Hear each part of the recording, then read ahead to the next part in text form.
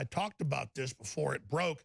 Buzz Aldrin told me when I was out in L.A., this is like 10 years ago now, he said, yeah, in about a year, they're going to launch an Indian probe. They're going to launch an Indian probe into the surface, like a meteorite of the moon, to then eject up the water particula and prove the theory that there are underground lakes. Now, he's telling me all this. Drop the beat.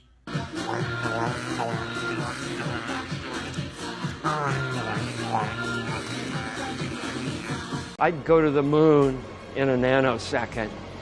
The problem is we don't have the technology to do that anymore. We used to, but we destroyed that technology, and it's a painful process to build it back again. But going to Mars should be one of the next series of steps that humans do. The first step should be going back to the moon for a number of technical reasons and exploration reasons, and then after that, Mars, maybe high orbit in Venus atmosphere, maybe going to Europa. There's all kinds of targets to go to, places of interest in our solar system.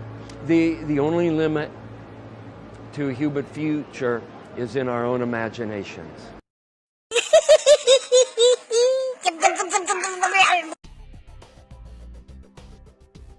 Mars Reconnaissance Orbiter has made a fortuitous discovery.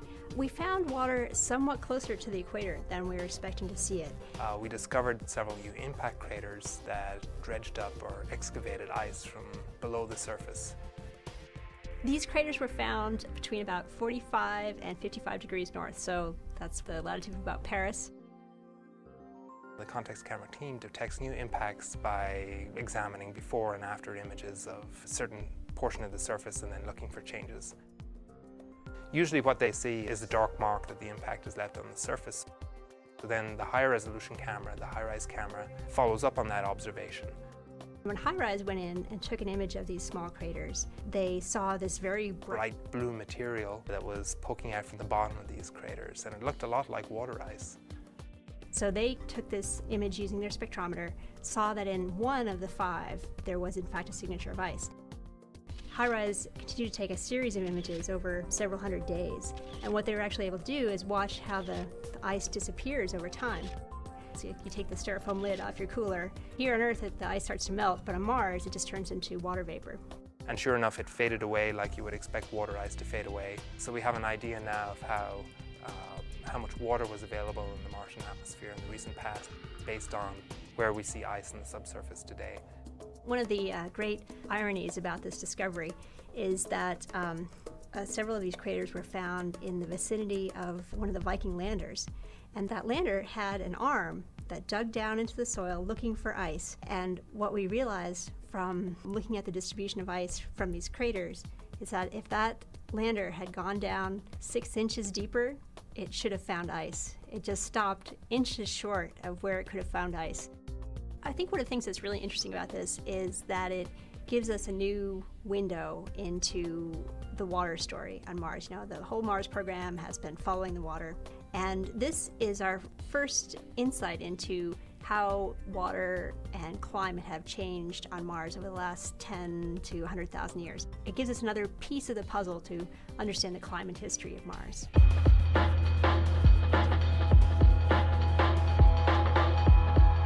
Go Atlas. Go Centaur.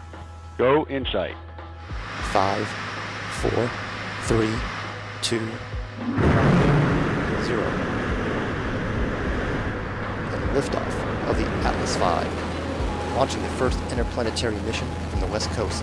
And NASA's InSight, the first outer space robotic explorer to study the interior of Mars.